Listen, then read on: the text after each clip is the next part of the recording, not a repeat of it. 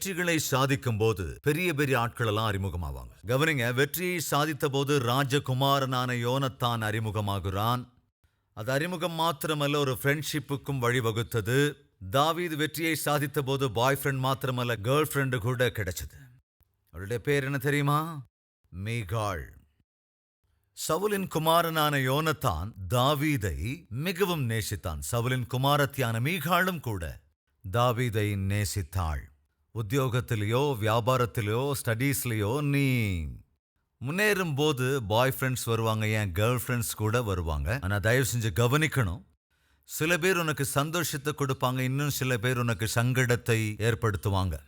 கொஞ்சம் கவனமாய் பார்த்தால் தாவீது பெற்ற அந்த வெற்றியினாலே யோனத்தான் என்ற அற்புதமான நண்பன் கிடைத்தான், தாவீதுக்கு சந்தோஷத்தை கொடுத்தான். ஆனால் அதே சமயத்தில் சவுலின் குமாரத்தியாகிய மீகாள் தாவீதின் வாழ்க்கையிலே சங்கடத்தை தான் உண்டாக்கினாள். தாவீது மீகாளுடைய விவாக பந்தம் ஒரு கனி கொடுக்கிற பந்தமாக காணப்படவே இல்லை. தம்பிமார், தங்கைமார், சகோதர சகோதரிகளே, தயவு செஞ்சு கவனிங்க. யோனத்தானுடைய ஃப்ரெண்ட்ஷிப் பர்ஸை சார்ந்திருக்கவில்லை, பொசிஷனை சார்ந்ததா இருக்கவில்லை, போஸ்டை சார்ந்ததா இருக்கவில்லை, பர்சனாலிட்டியை சார்ந்ததா இருக்கவில்லை, பெர்ஃபார்மன்ஸை சார்ந்ததுமாயும் இருக்கவில்லை, ப்ராப்பர்ட்டிஸை சார்ந்ததாகவும் இருக்கவில்லை. ஆனால் இன்று சாதாரணமான நட்புகள் எல்லாம் இவைகளின் மீதுதான் சார்ந்திருக்கிறது.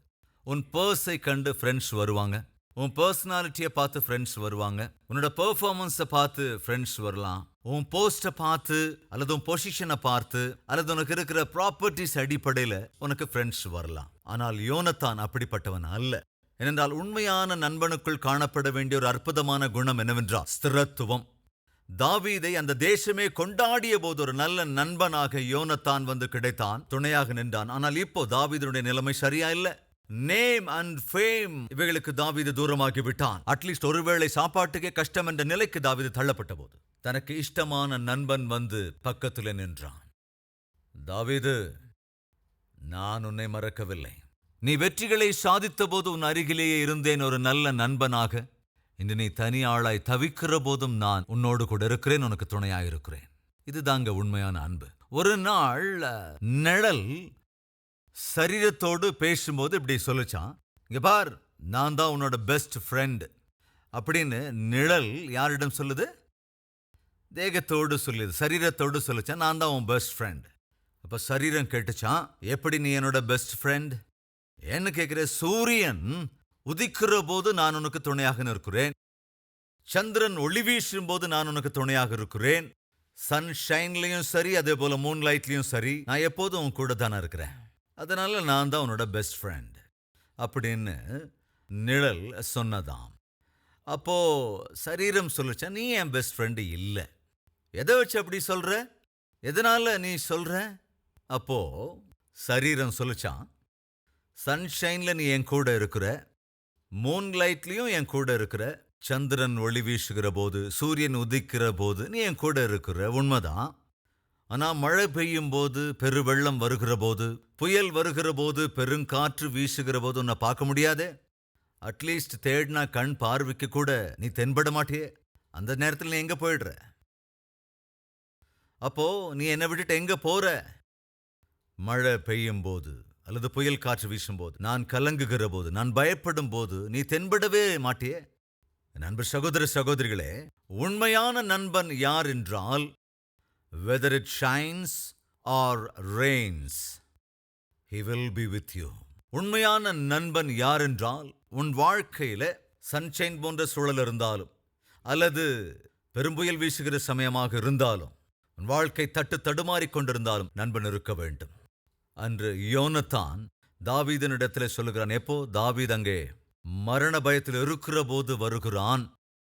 வந்து என்ன சொல்றான் கவனிங்க. தாவீது, உன்னிடத்தில் ஒரு விஷயம் சொல்லணும்னு ஆசைப்படுறேன். என்ன விஷயம்? உன்னுடைய நண்பனாக நீ என்ன கேட்டாலும் சரி நான் செய்வேன். யாராவது இருக்கிறீர்களா? I need a friendship with God and His Son Jesus. இயேசு கிறிஸ்துவோடு கூட நான் நட்பு பாராட்ட ஆசைப்படுகிறேன். அவர் என்னோடு இருந்தால் போதும். இந்த உலகத்திலே யார் என்னை புரிந்து கொண்டாலும் புரிந்து கொள்ளாவிட்டாலும் இயேசு என்னோடு கூட இருந்தால் போதும். அந்த இயேசு அப்படி துணையாக இருக்க வேண்டும் என்றால் அந்த இயேசுவை நீ விசுவாசிக்க வேண்டும், அவரை நீ ஏற்றுக்கொள்ள வேண்டும். அவருடைய இரத்தத்தில் நீ கழுவப்பட வேண்டும், நீதிமானாய் மாற்றப்பட வேண்டும். அவரோட கூட சேர்ந்து நீ உன் வாழ்க்கையை தொடர வேண்டும். இன்று நம்ம மத்தியில் யாராவது இருக்கீங்களா?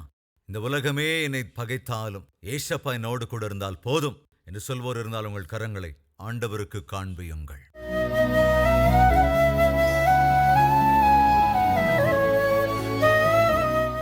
பரிசுத்தமுள்ள எங்கள் பிதாவே, சவுலின் பொறாமை அவனை நாசமாக்கியது. தாவீதின் விசுவாசமோ அவனை சிங்காசனத்திற்கு அழைத்துச் சென்றது.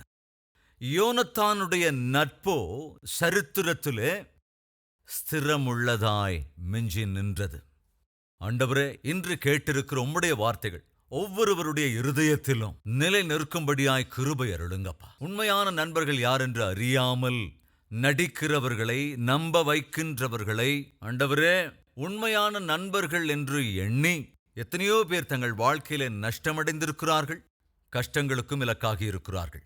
அப்படிப்பட்ட நிலையில் இருப்பவர்களை ஆண்டவரே அந்த நிலையிலிருந்து விடுவிங்க ராஜா. உண்மையும் ஏற்ற சிநேகிதர் நீரே என்று அறிந்து உம்முடைய கரங்களிலே தங்கள் வாழ்க்கையை கொடுத்து நிம்மதியான வாழ்க்கை வாழ்கிற கிருபையை அருள வேண்டும் என்று இயேசு கிறிஸ்துவின் நாமத்தில் வேண்டிக் கொள்கிறோம் பிதாவே. ஆமென்.